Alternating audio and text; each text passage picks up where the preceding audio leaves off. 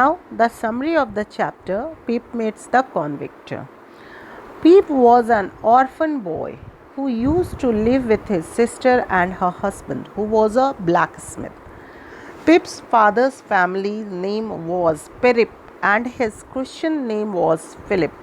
But Pip was so young that he was unable to pronounce his own name, so he told himself as Pip. He never saw his parents. They both were died at his very early age, but he assumed his father as a square, stout, dark man with curly hair.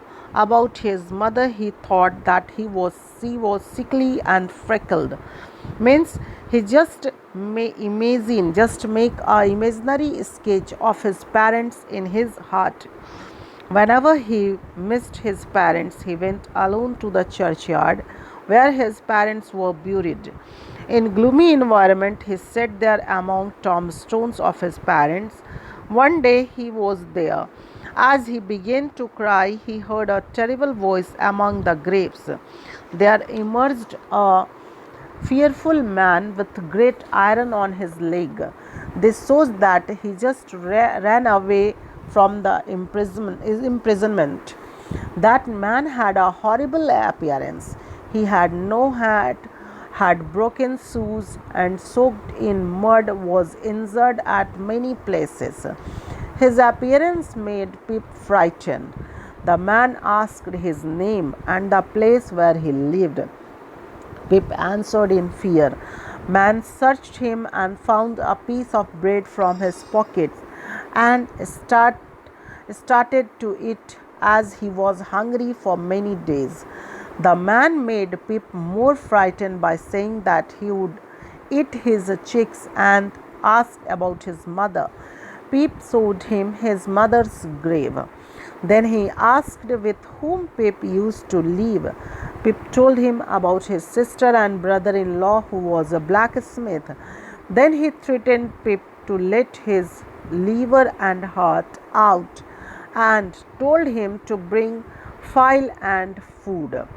File is just like a knife used to cut iron bars, etc.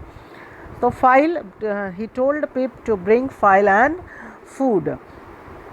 Pip was so afraid that he pleaded him to let go so that he would bring these things for him.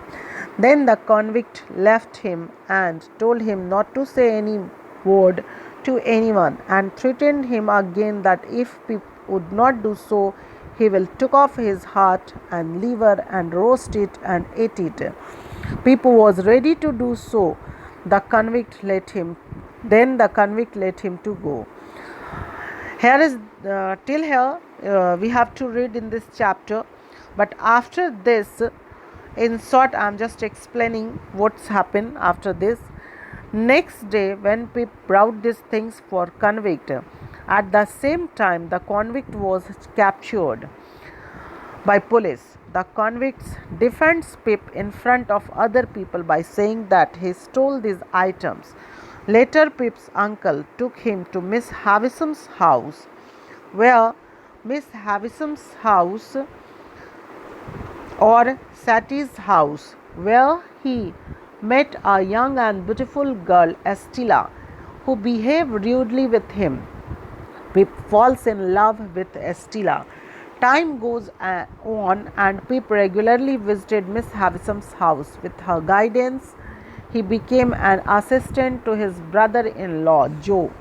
He tried hard to get education, and one day he met a lawyer named Jaggers who told him about a secret friend who gave him a large fortune to him, and he had to go to London.